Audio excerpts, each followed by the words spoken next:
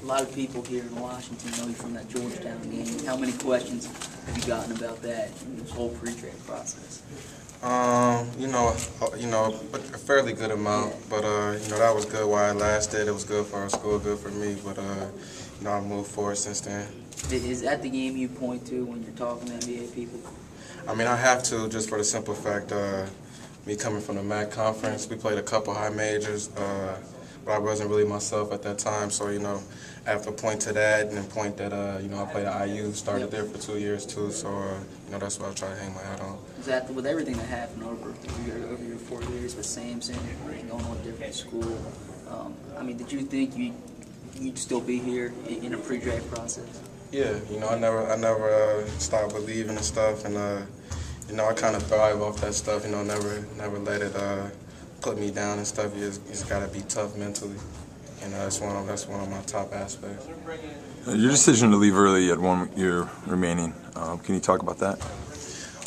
Just say I'm 23. I played strong at the end of the year. My last 15 games I averaged like 22, 23, and I just didn't want to risk coming back, seeing Deshaun Butler at the end of the season, get a terrible injury, and I didn't want to get in trouble. And anything can happen next year. Nothing's promised, so I thought it was good to go while the iron was hot. You're a former teammate of Jordan Crawford. Have you been talking to him throughout this whole process, and what do you guys talk about?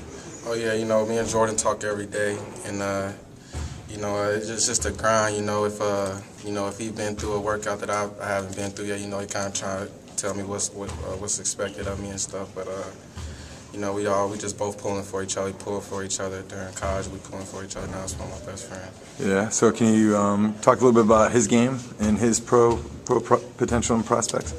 I think he's a first-round pick. Anybody's looking for offense, it's instant offense for him. And I think he can. I know he can play point guard too. That's something maybe people didn't know, but I think he can play point guard too, and just a real versatile offensive player. Now, doing some research, I saw that you had a legal situation back in Ohio. Now, what is the status of that, and also, what have you been telling potential clubs about that situation? Well, it's going to be resolved in August. Didn't want to do nothing in July because I plan to be playing on a summer league team if I don't get picked up in the draft. And but whatever the charge is right now, we're planning on it getting reduced. I haven't told my side of the story yet, besides to my lawyer and stuff. And we confident, that the story didn't happen how they put it out there. Now, do clubs inquire about that when you've met with them? Some do, some don't. I'm going to tell the truth though whenever they ask about it though. So. Okay. Great. Now, as for your prospects, are you willing to play overseas? Professionally as well? Oh yeah, that's looking real good right now. A lot of six-figure offers coming in for that. But the main goal is to get in the NBA. I worked out a couple of times. I think the teams like me. I think I got a chance again drafted. Who have you worked out for? I worked out for the Thunder and Clippers, and this is my third one. Going to the Pacers tomorrow. But I like my chance if anybody needs an offensive player, versatile guard. I think I can fit that. Now, if you go to the D League or Summer League, correct, and after that, would you try to go to an NBA camp or would you try to play overseas? I'm not too interested in the D League. If it's not going to be, if I can't prove that if I can get a contract signed by the end of Summer League, I'm probably going to do that. Go over the waters for a year to whatever I have to do, and come back. Okay, great. In terms of what you've heard about your draft status, what are you thinking? I think I got an outside chance of going in, somewhere in those last 20 picks in the second round. I think my offensive versatility, opens some eyes up, and it just all depends if the team's gonna want to take a chance on me. But I think the teams like what they've seen so far. In these workouts, when you walk in, you see a guard from the Big East. Is that motivation for a mid-major school player? Not necessarily, because I'm a high major player. I just under certain circumstances didn't come, so I see myself in the same light as them, and that's why I was able to play so good when we played against Georgetown, because now I was on that level.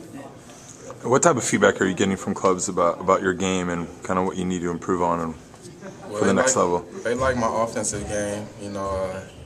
Got a lot of raves about my offensive game first couple of workouts, but defense intensity, defense just trying to bring a little bit more on defense and stuff and get into elite level shape. Think you know, and get a little bit stronger. But I mean, if you can play, you can play though.